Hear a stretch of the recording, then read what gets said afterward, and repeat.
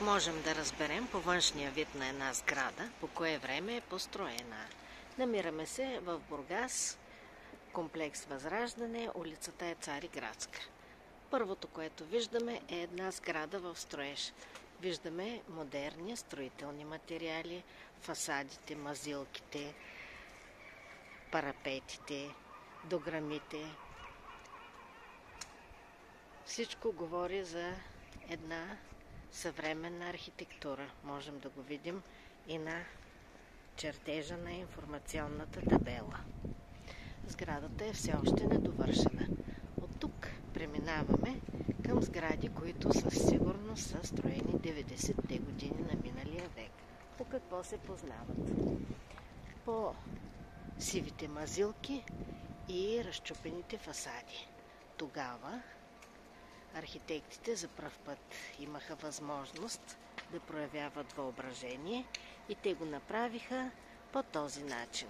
С арки, еркерчета, закръглености, сводове и по какво друго можем да ги познаем? По все още останалите дървени дограми. Продължаваме. Отново сгради, строени през 90-те години. Тук са цяла поредица. Преди имаше на това място къщички с дворчета.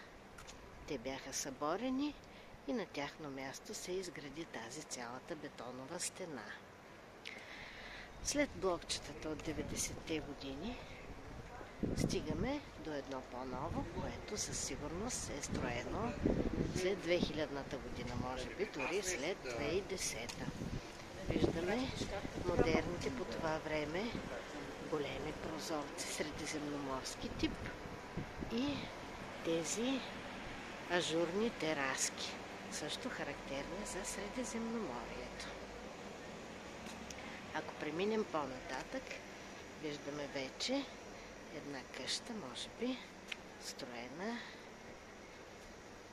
50-те години на миналия век, а след нея отново е модерно строителство. Виждате, както първата, която видяхме с хубавите цветни мазилки, изолации, висококачествени строителни материали, дограми, парапети и всичко останало. Ако се доверите да ви избера вашия дом, аз съм Ирина Генова, Агенция за недвижими имоти Доминфо, вашият брокер.